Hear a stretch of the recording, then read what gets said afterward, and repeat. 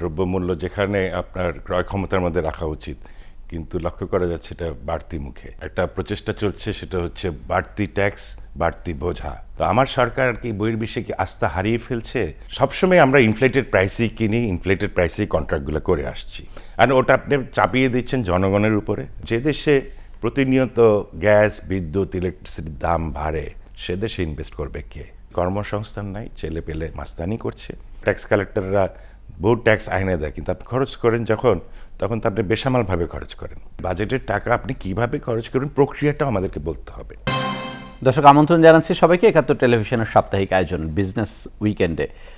Budget খুবই কাছে চলে এসেছে। আপনারা জানেন যে এরই মধ্যে বাজেটের বিভিন্ন বিষয়ে আলোচনা সমালোচনার মাধ্যমে সামনে এসেছে। মোটা দাগে যেই নজরের জায়গা যে কতটা ব্যবসাবান্ধব বাজেট প্রথম বাজেট হিসেবে উপস্থাপন করতে পারবেন মাননীয় অর্থমন্ত্রী, সেটা একটা বড় চ্যালেঞ্জের জায়গা, এবং এই চ্যালেঞ্জ আরও বাড়িয়ে দিয়েছে সাম্প্রতিক দুটো বড় সিদ্ধান্ত এবং খবর। বিদ্যুতের দাম বাড়ানো হয়েছে খুচরা পর্যায়ে এবং পাইকারি পর্যায়ে। একই সাথে মার্কিন প্রশাসন নতুন করে যেই ট্যারিফ আরোপের চিন্তা করছে, সেখানেও বাংলাদেশ পড়ে গেছে। এই ক্রাইসিসের মধ্যে আসলে বাজেট থেকে উত্তরণের উপায় কী, এবং এই ক্রাইসিস মোকাবেলায় সরকারের করণীয় কী হওয়া দরকার, আমরা একজন উদ্যোক্তার কাছ থেকে শুনব। বিটিএম-এর প্রেসিডেন্ট শওকত আজিজ রাসেল আমাদের আজকের অতিথি। স্বাগত জানাচ্ছি, অনেক ধন্যবাদ জানাচ্ছি। আমরা সাম্প্রতিক ইস্যুগুলো আপনার নজরে একটু আনতে চাই। বিদ্যুতের দাম বাড়ানো হয়েছে পাইকারিতে প্রায় 20% এবং খুচরা পর্যায়ে মোটামুটি 16-17% পর্যন্ত, যেটার অভিঘাত সরাসরি ব্যবসা বাণিজ্যে পড়বে। আপনি কিভাবে দেখেন? এখন আমাদের যেখানে সাশ্রয়ী হওয়া উচিত, দ্রব্যমূল্য যেখানে আপনার ক্রয় ক্ষমতার মধ্যে রাখা উচিত, কিন্তু লক্ষ্য করা যাচ্ছে এটা বাড়তি মুখে। তো এটা হওয়ার বিশেষ কারণও আছে। আমরা বললে আপনারা তো সবখানেই শুনছি ভঙ্গুর ইকোনমি, অর্থের অভাব। তো এই সময় মনে হয় যেন বাজেটটাকে পরিপূর্ণ করার জন্য একটা প্রচেষ্টা চলছে, সেটা হচ্ছে বাড়তি ট্যাক্স, বাড়তি বোঝা। কিন্তু এটা কিন্তু আমি ভালো মডেল হিসাবে দেখছি না। আমাদের এখন একটা অ্যাগ্রেসিভ পলিসি দরকার। একটা মডেল মনে হয় আমরা ফেল করে যাচ্ছি, বহির্বিশ্ব থেকে অনুদান আনা বা পাওয়া। আপনার কিন্তু লোন কিন্তু একটা খারাপ জিনিস না। আমেরিকার অনেক $1 ট্রিলিয়ন লোন আছে। আমরা যারা ব্যবসা করি, শিল্পপতি, আমরাও ব্যাংকের থেকে লোন নিয়ে ব্যবসা করি। তারপরে আমরা পর্যায়ক্রমে এটাকে অ্যামোর্টাইজ করি। সরকারও তাই করে। বহির্বিশ্বে আপনার বিভিন্ন মডেল আছে, দেখবেন তারা লোন করেছে, কিন্তু পর্যায়ক্রমে তারা সেটা ফেরত দিয়ে দিচ্ছে। তো আমার সরকার কি বহির্বিশ্বে কি আস্থা হারিয়ে ফেলছে, বা আমরা কি কনফিডেন্স লেভেলে যেতে পারছি না, বা বৈদেশিক যে ফান্ডগুলো আমাদের দেশে আসার কথা, ওয়ার্ল্ড ব্যাংক বলেন, জাইকা বলেন, বিভিন্ন সংস্থা বলেন, তারা কি আমাদের কনফিডেন্স নিতে পারছে না? এটা একটা ভাববার বিষয় আছে। এটা সম্বন্ধে আমি ডিটেল জানি না, এইসব জায়গায় আমি মনে করি ট্যাপিং করা উচিত। তাই সরকার দায়িত্ব নিয়েছে 3 মাসও এখনও হয়নি, এবং বিইআরসি যত দ্রুত সময়ে সিদ্ধান্তটা দিল, সেটা নিয়েও সমালোচনা রয়েছে যে কেন এত দ্রুত এই সিদ্ধান্তগুলো দেওয়া দরকার হলো। সাধারণ মানুষ 4-5 বছর ধরে কিন্তু চড়া মূল্যস্ফীতির মধ্যে আছে। ব্যবসায়ীরাও যে শান্তিতে নেই, সেটাও আপনি একাধিকবার বলেছেন, একাধিকভাবে বলেছেন। সরকার কি এই জায়গায় আরেকটু নমনীয় হতে পারতো, বা এই মুহূর্তে দাম না বাড়িয়েও থাকা যেত কিনা? বিদ্যুতের দাম কত হবে এটা নির্ভর করে আপনি বিদ্যুৎ কত দিয়ে প্রোডাকশন করছেন, কত দিয়ে কিনছেন। এখন বিগত সরকারের পিরিয়ডে যখন আপনি আদানির সাথে কন্ট্রাক্টটা করেন, আমি যতটুকু জানি এটা ক্ষেত্র বিশেষে 18 টাকা পর্যন্ত ইউনিট পড়ে। বহির্বিশ্বে কিন্তু এত টাকা না। আমাদের যে নিউক্লিয়ার যেটা হচ্ছে, এটা বোধহয় 60 টাকা, if I am not mistaken. তো সবসময় আমরা ইনফ্লেটেড প্রাইসেই কিনি, ইনফ্লেটেড প্রাইসেই কন্ট্রাক্টগুলো করে আসছি। যে দামে যে প্রজেক্ট হওয়া উচিত, তার চেয়ে অনেক ব্যয়বহুল দামে প্রজেক্টগুলো হয়েছে, আর ওটা আপনি চাপিয়ে দিচ্ছেন জনগণের উপরে, ব্যবসায়ী প্রতিষ্ঠানের উপরে। তো বিগত সরকার হয়তো এটা সাস্টেন করে গেছে, কিন্তু এটা অ্যাড্রেস করেনি। এই সরকার এসে তো তাদেরকে অ্যাড্রেস করতে হবে। এটা জনগণের সরকার, তাদেরকে আমি দোষ দেব না, কারণ তারা তো আকাশ থেকে আর বাতাস থেকে টাকা আনতে পারবে না। তাদেরকে এখান থেকেই টাকা আনতে হবে এই ইলেকট্রিসিটি পেমেন্ট করার জন্য, এই বিল পেমেন্ট করবার জন্য। আপনারা তো ব্যবসাবান্ধব বাজেট প্রত্যাশা করেন, কিন্তু বিদ্যুতের দাম বাজেটের আগেই বাড়ানো, এটা তো ব্যবসাবান্ধব পরিবেশ নিশ্চিতের কোনো ইঙ্গিত বহন করে না। তাহলে বাজেটটা কিভাবে ব্যবসাবান্ধব? আমি বলছি না যে আমি এটাকে অ্যাপ্রিসিয়েট করি বা আমি এটাকে সমর্থন করি, কিন্তু এটা আপনার কর্মফল। অ্যাকচুয়ালি আপনার এটা অ্যাবসলিউটলি আপনার কর্মফল। আপনি বিগতকালে যা করে এসছেন, লুটিং করেছেন, আপনি অর্থ পাচার করেছেন, আপনার এখন ব্যাংক বন্ধ হয়ে যাচ্ছে, ব্যাংকের সাথে সাথে তো ব্যবসাও বন্ধ হবে, তাই না? তো যারা আমাদের টেক্সটাইল মিল ওনার, তারা হঠাৎ করে দেখছে তারা ব্যাংকে গিয়ে তুলার এলসি করতে পারছে না, কারণ বহির্বিশ্বে তার তুলার এলসি অ্যাকসেপ্টেড না, তার তার ক্রেডিট যে রেটিং আছে সেটা কাজ করছে না। তো বেচারা তো ফ্যাক্টরি বন্ধ হয়ে গেল। তো কর্মসংস্থানও চলে যাচ্ছে, ব্যবসাও চলে যাচ্ছে, চাপটা কিন্তু সরকারের উপর বাড়ছে আর বাড়ছে। কিন্তু এখন আমাকে যদি প্রশ্ন করেন যে সরকারের করণীয় আছে কিনা, অবশ্যই করণীয় আছে। সরকারকে এখন অ্যাগ্রেসিভলি শর্ট টার্ম পলিসিতে আসতে হবে, লং টার্ম পলিসিকে একটু পিছিয়ে দিয়ে aggressively they have to inject money into the system, they have to bring money into the circulation. Money ইকোনমিতে আনতে হবে। এই যে বেচা কেনা সব বন্ধ হয়ে গেছে থম, এটা কিন্তু ইকোনমির জন্য ভালো না। এটা সরকার কিভাবে আনবে? সরকারের এই মানি ইনজেক্ট করার সক্ষমতা কতটুকু কেন আছে? আমাদের সাইফুর রহমান সাহেব করেছিল না, উনি করেছিল না যে তুমি যদি ইন্ডাস্ট্রি করো, শিল্পায়ন করো, আমি তোমার টাকার উৎস জানতে চাইবো না। তার ফলশ্রুতিতে তো অনেক ইন্ডাস্ট্রি হয়েছে, এইসব টেক্সটাইল বলেন বিভিন্ন। আপনার টাকা যখন আপনি সার্কুলেশনে আনবেন না, এটা ইকোনমিতে কোনো কন্ট্রিবিউশন থাকছে না। আর যাদের কাছে এখন টাকা আছে তারা কিন্তু সংকুচিত, তারা কিন্তু টাকাটা নিয়ে মাঠে নামছে না। সেটাও কি নৈতিক কোনো সিদ্ধান্ত হবে কিনা? এটা তো এখন আপনার যখন সর্বহারা, তখন আমরা তো অনৈতিক অনেক কাজই করছি, ওর চেয়ে অনেক ভালো হবে এইটা করা, আমি মনে করি। কারণ আমি বলছি না আপনাদেরকে ছাড় দেন, সম্পূর্ণ ছাড় দেন, একটা ফর্মুলা অ্যাডাপ্ট করেন যেটা উইন উইন সিচুয়েশন হবে, তার অর্থ ফেরত আসবে, ইন্ডাস্ট্রিয়ালাইজেশনও হবে, কর্মসংস্থানও হবে। তো আমাদের যে এগ্রিকালচার যেটা আছে সেটা আমাদের দেশের জন্য, মানুষের জন্য স্বয়ংসম্পূর্ণ, এটা আমরা মনে করি আর কি। আর যদি আপনার বাড়তি টাকা দরকার, ইকোনমিকে রিভ্যাম্প করতে হয়, অগ্রসর হতে হয়, তাহলে আপনাকে ইন্ডাস্ট্রিয়ালাইজেশনে যেতে হবে। রাইট। আমরা এতদিন পর্যন্ত যেই তথ্য উপাত্ত পেলাম যে বেশ বড় একটা বাজেট অর্থমন্ত্রী দিতে চান, তিনিও এই নীতিতে বিশ্বাসী যে খরচ বেশি করলে অর্থনীতিতে একটা কর্মচাঞ্চল্য বা চাঙ্গা ভাব ফিরে আসবে। কিন্তু আমাদের যেই অর্থনৈতিক বাস্তবতা, তাতে এই বাজেটটা সামঞ্জস্যপূর্ণ মনে হচ্ছে কিনা? ইকোনমি বড় হয়েছে, সাইজও বড় হয়েছে। আপনারই দেখেন, আপনাদের এই টিভি চ্যানেল আগে কটা চ্যানেল ছিল? একটা দুটো চ্যানেল ছিল, এখন বোধহয় 30 থেকে 35টা চ্যানেল।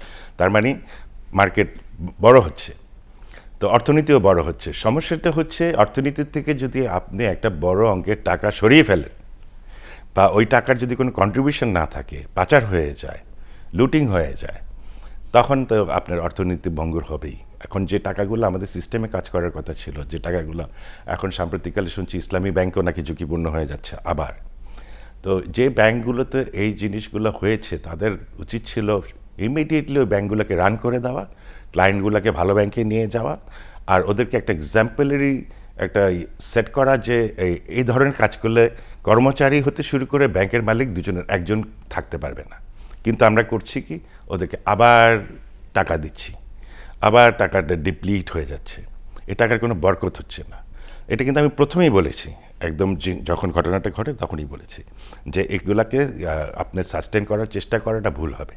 আপনি আমানতকারী টাকাটা ফেরত দিয়ে দেন, আর যে ইন্ডাস্ট্রিগুলো ওদের উপর নির্ভরশীল তাদেরকে আপনি অ্যাকোমোডেট করেন। আপনি তো অনেক ব্যাংক আছে, সোনালী ব্যাংকের কাছে বোধহয় 1,80,000 কোটি টাকা এখনও আছে। তো টাকাটা আপনি ফেলে রেখে তো লাভ নাই, আপনি ভালো ভালো ক্লায়েন্টকে নিয়ে রিফান্ড করেন।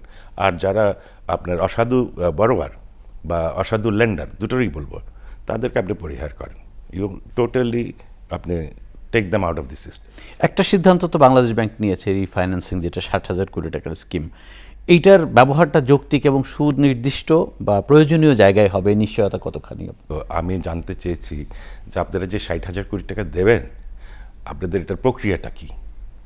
আপনার এটা কারা প্রাধান্য পাবে?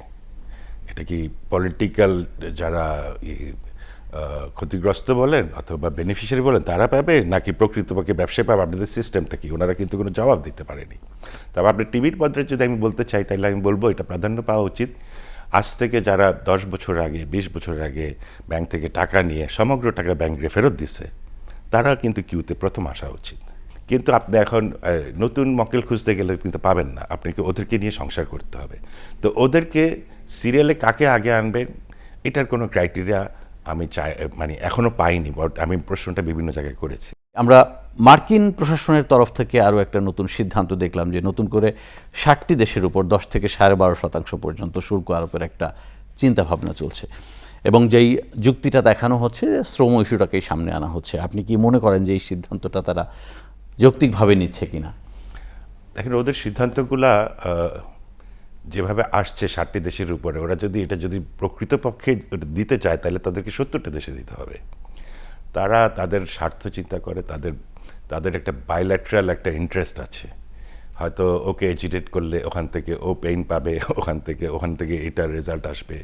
তো এগুলা গ্লোবাল জিও পলিটিক্সের একটা অঙ্গ আমি মনে করি। এতদিন তো আমাদেরকে এগুলো বলে নাই, এখন হঠাৎ করে বলছে। আজকেই বোধহয় এটা পেয়েছি আমি, যে আপনার জিয়াংজো থেকে যদি আপনি কটন কেনেন তাহলে আপনাকে বাড়তি আরও 10% ডিউটি দিতে হবে। এরকম আরও কিছু প্রোডাক্টের উপর এসছে।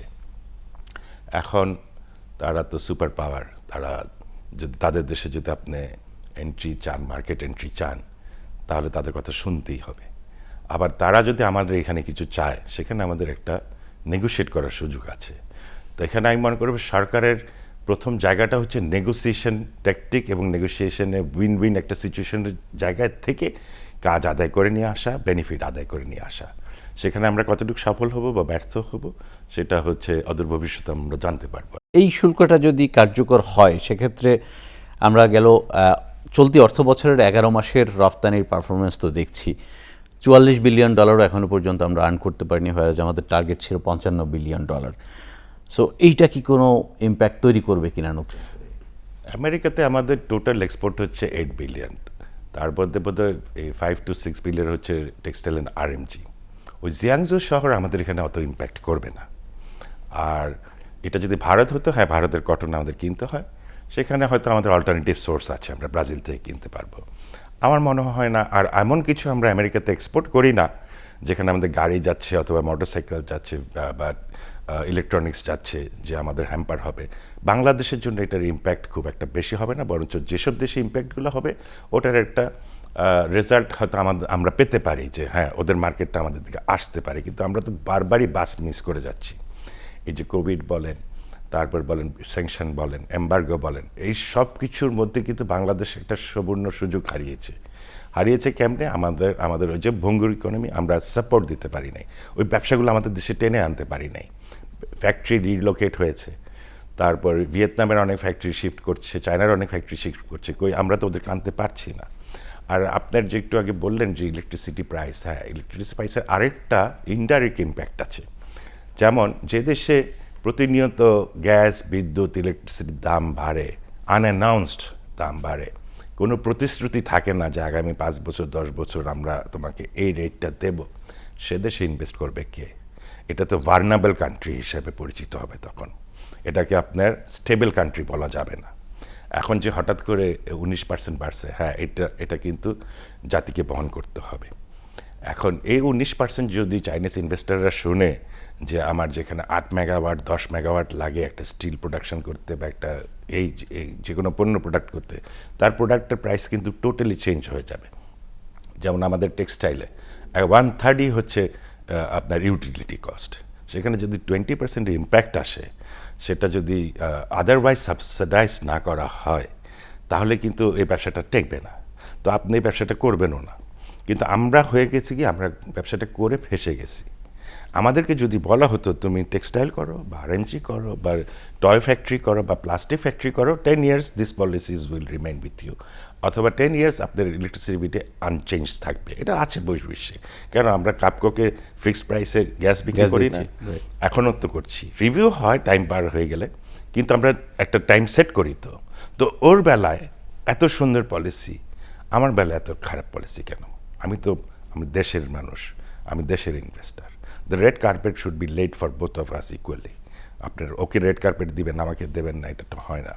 তো আজকে আমাদের পুরো সমগ্র দেশে এই বাজেটকে নিয়ে যে চিন্তাভাবনা হচ্ছে 9.5 লক্ষ কোটি টাকা, এই 9.5 লক্ষ টাকার বরকত যদি আপনি খুঁজতে চান, আমি বেশি বরকত পাবো না। কারণ এগুলো সবই, আপনি আগেও বলেছি, লং টার্ম একটা পরিকল্পনা। এখন আপনার যে জিনিসটা হচ্ছে কর্মসংস্থান নাই, ছেলে পেলে মাস্তানি করছে, টাকার জন্য হত্যাও করছে, আবার আপনি বেঁচে থাকার জন্য টাকা দিতে হচ্ছে। তারপর আমরা যারা ইন্ডাস্ট্রিয়ালিস্ট, আমরা জানি আমাদের ফ্যাক্টরিতে কী সমস্যা, আমাদের গাড়ি বের করতে গেলে কি হয়, কিভাবে আমরা অত্যাচারিত হচ্ছি। তো এইটা কিন্তু আপনার এই বাজেটের থেকে এটা কিন্তু আপনি বিলুপ্তি পাবে না। এটার জন্য আপনি অন্য মেজার নিতে হবে। বাজেটে আমরা বসে আছি, বাজেটে এটাকে অ্যাড্রেস করবার জন্য কি আছে? কারণ আপনি যতক্ষণ পর্যন্ত কর্মসংস্থান, যেমন এই যে হকারদেরকে উঠিয়ে দেওয়া হলো, কই আপনার কি অল্টারনেটিভ ইনকাম সোর্স তাদেরকে তুলে দিতে পারছেন? আপনি আজকে একটা মাস্তানকে ধরে নিয়ে আসেন, না তোকে আমি 20,000 টাকা দেবো, কালকে থেকে তুই মাস্তানি করবি না। That is a solution. এরপরে যদি সে করে তাকে জেলে ঢুকায় দেন, কিন্তু আপনি চাকরিও দেবেন না, তাকে চাঁদাবাজিও করতে দেবেন না। তার মানে কি, আমি সরকারকে দোষ দিচ্ছি না, আমি বলছি যে এটা একটা আমাদের গ্যাপ আছে, এই জায়গায় কাজ করার সুযোগ আছে। এটা করলে আমি মনে করি তাহলে একটা উইন উইন সিচুয়েশনে যেতে পারবে। ট্যাক্সেশন পলিসি নিয়ে আপনার দু একটা অবজারভেশন জানবো। এবার প্রতি বছরই এনবিআরকে যে টার্গেটগুলো দেওয়া হয়, শেষ দিকে তারা এসে মোটামুটি ওইটা অ্যাচিভ করার জন্য একরকম পাগল হয়ে যায়, এবং আপনাদের যেটা অভিযোগ, যারা আপনারা কর দেন তাদের উপরেই চাপটা বাড়ানো হয়। এইটা থেকে কি বের হওয়ার কোনো ইন্ডিকেশন আপনি দেখেন কিনা আসছে বাজেটে? ট্যাক্সের স্ট্রাকচারটা এমনভাবে করা হচ্ছে যে আপনি যদি ফাঁকি দেন আমাকেও ফাঁকি দিতে হবে, নাহলে আমি টেকবো না। আর আপনি যদি ফাঁকি না দেন আমাকে না দিলে চলবে। এখন ওনাদের একটা প্ল্যাটফর্ম নিয়ে আসতে পারবে যে আইনটা সকলের জন্য সমান, সবাইকে একইভাবে ট্যাক্স দিতে হবে, তাহলে ট্যাক্স আদায়টা বাড়বে। আর ট্যাক্স আদায় বাড়ানোর আরও কিছু জায়গা আছে, যেমন আপনি যদি প্রতিষ্ঠান না বাড়াতে পারেন, আপনি যদি বিজনেসের সংখ্যা বাড়াতে না পারেন, দোকানের সংখ্যা বাড়াতে না পারেন, কর্মসংস্থানের সংখ্যা না বাড়াতে পারেন, আপনি ট্যাক্স একই জায়গা থেকে আপনি কতবার ট্যাক্স আদায় করবেন? তো এই এখানে একটা মডেল আছে যেখানে ওদেরকে যতই চাপ দেন, আমি তো বলছি বেচারা ট্যাক্স কালেক্টররা বহু ট্যাক্স আইনে দেয়, কিন্তু আপনি খরচ করেন যখন, তখন তো আপনি বেসামালভাবে খরচ করেন। বিগত সরকার পিরিয়ডে আমরা কী দেখেছি, বাজেটের টাকা দিয়ে যেসব প্রজেক্টগুলো করা হয়েছে, যেমন এই যে গাজীপুরের রোডটা, এটা তো ফাংশনাল না। আপনি বলেন এই রোডের এই পরিকল্পনাতে অথবা স্যাংশনে অথবা প্ল্যানিংয়ে বলেন, যাদেরকে কন্ট্রাক্ট অ্যাওয়ার্ড করা হয়েছে, কাউকে কাঠগড়ায় নেওয়া হয়েছে? কাউকে কোনো শোকজ করা হয়েছে? কেন এটা এরকম হলো, কেন এটা করলা, এটা ভালো কি খারাপ সাইডটা কি, কেউ জবাব দিতে আন্ডারে আসছে না। এয়ারপোর্ট যে একটা 2.5 বছর ধরে বসে আছে, কেউ জবাব দিতে আন্ডারে আছে? কেন 2.5 বছর এয়ারপোর্টটা বসে থাকবে? কে বন্ধ রেখেছে? কার হুকুমে এই কন্ট্রাক্টগুলো ইমপ্লিমেন্টেড হয় নাই? কেন এয়ারপোর্ট বানানোর সময় এটা কে অপারেট করবে এটা সিদ্ধান্ত ছিল না? ওখানে কি ইন্টারনেট থাকবে কি থাকবে না এটা কি সিদ্ধান্ত ছিল না? এখন যে বিমানগুলো কেনা হচ্ছে, এই বিমানগুলা আমরা জানতে চাই যে এই বিমানগুলো কোন কোন দেশে যাবে, কতবার যাবে, এবং টিকিটের দাম কত হবে। আপনি তো ওটা বলেন না, আপনি বিমান কিনবেন। একই জিনিস হবে, বাজেটের টাকা দিয়ে আপনি এই ধরনের প্রকল্প করবেন, কিন্তু আমি মনে করি বাজেটের টাকা আপনি কিভাবে খরচ করবেন প্রক্রিয়াটাও আমাদেরকে বলতে হবে, এবং সেই অধিকার নিশ্চয়ই জানার আছে জনগণের। আমরাও সেই প্রত্যাশা করে অনেক ধন্যবাদ। আজকের আলোচনা এখানে শেষ করতে চাই। দর্শকের সাথে শেষ করছি আজকের মতো ৭১-এর সাপ্তাহিক আয়োজন বিজনেস উইকেন্ড। ভালো থাকবেন সবাই।